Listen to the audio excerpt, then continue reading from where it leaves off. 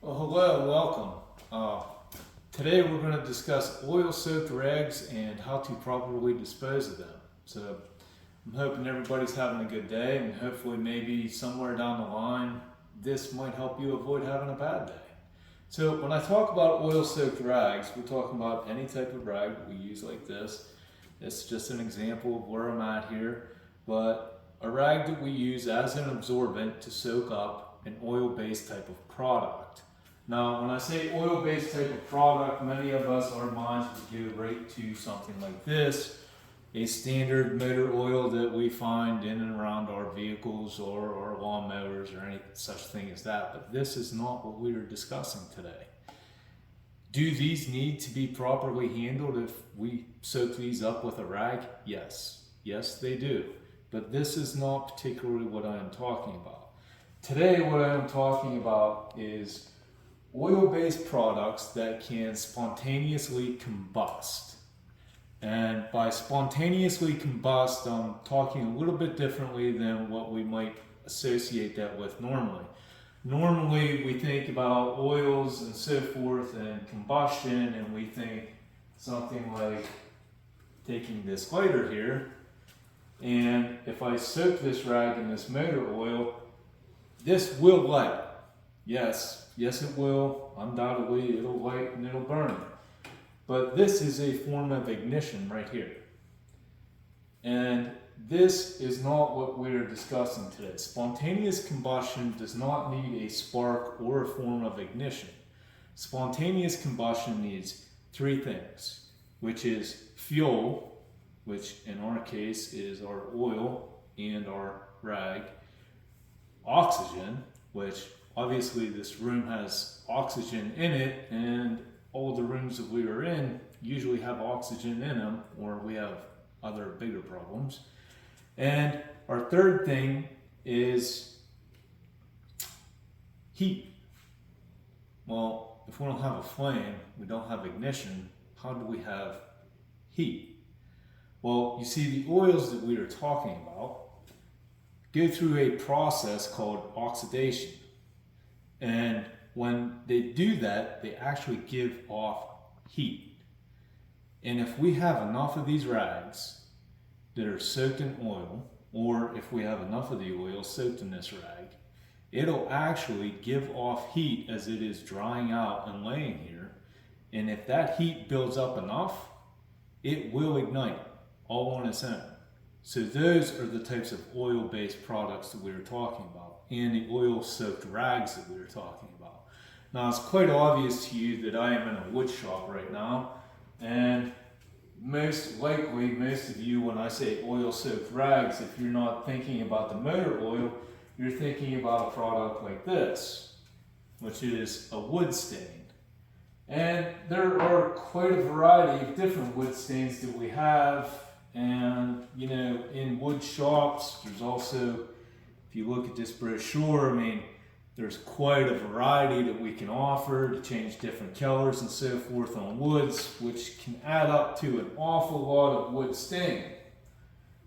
An awful lot of wood stain, an awful lot of oil-soaked rags, and we have a problem, we have an issue. So we have to learn how to properly dispose of these and properly handle these. But what if you're sitting there right now and you're thinking, I have absolutely no intentions to touch wood stain. I can't stand working around wood. I want absolutely nothing to do with it. That doesn't pertain to me. This is dumb and I really don't need to listen to this. Well, what about other products? Like this acetone here. Acetone we use in woodworking because this is a solvent. This is a solvent for our oil-based stains and oil-based paints and so forth. But what about the automotive industry? A lot of times they have to thin paint. A lot of times they'll use this as a cleaner. You know what else this is like? What about nail polish remover? What about adhesive removers that are found in medical fields and dental fields and such things as that? I'm sure there's quite a variety of different things that relate to this, or these types of oils that cover across all of our industries that we never even really give a thought about. Now, again, some of you might think this doesn't pertain to me. Here's one that nobody ever thinks about. What about vegetable oils, cooking oils? Items like this can spontaneously combust. So if you're in charge of the French fry machine or the deep fryer or any type of culinary area like that, if you happen to have a major spill with this stuff where you have to clean this stuff up and you end up with a bunch of rags soaked in it, you have to properly dispose of it, or you can end up with spontaneous combustion. Spontaneous combustion can cause a huge fire, and it's usually not even thought of because we always think of a source of ignition. So back to our main subject here. Now that we understand the type of oils and the different products and so forth that we're talking about, after we clean our messes up, how do we properly handle and dispose of these rags? Well, one way, if you're working in an industrial setting, is they make metal containers with a spring-loaded lid that you can properly place these in, and the spring-loaded lid will close after you put the product in there and keep it contained within that metal container so that if a fire would occur, it's not going to spread because of the metal container that it's in. But what if we don't have that? What if we were working with the deep fryer and we spilled a bunch of oil? Maybe we spilled a bunch of this at home in our own kitchen. Or we spilled the nail polish remover at home all over the floor. So how do we dispose of these? Well, one way is to get yourself a 5-gallon bucket, or even a smaller bucket if you choose. If you don't have a lot of rags, you can even just use a bowl if you have to. Fill this up with water and simply throw your rags in here once you're done.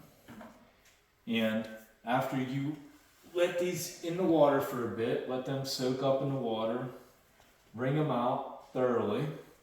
And the best thing to do is to take our rags and we can hang them out to dry. Make sure you are in a very big, wide area. And the other thing you want to make sure of is we don't want to lay them like this. We still don't want to stack these up. We don't want to pile these up. We don't want to take them and just put them like this next to the bucket of water. So worst case scenario, if you don't have a place to hang them up, find an area where you don't have to worry about the floor and simply just spread them up. And then the next day, we can come back after they're dry and so forth, then we can properly throw them away and get rid of them. But in the meantime, we have to worry about this spontaneous combustion. So, the next time you find yourself having to stain some wood around your house, or thin some paint, or deep fry some chicken wings, maybe change that color on your nails, and you have an accident, clean your accident up, but please make sure you properly handle the cleanup of the rags that you use to clean your mess up, and hopefully this will help you avoid a problem down the road. Thank you.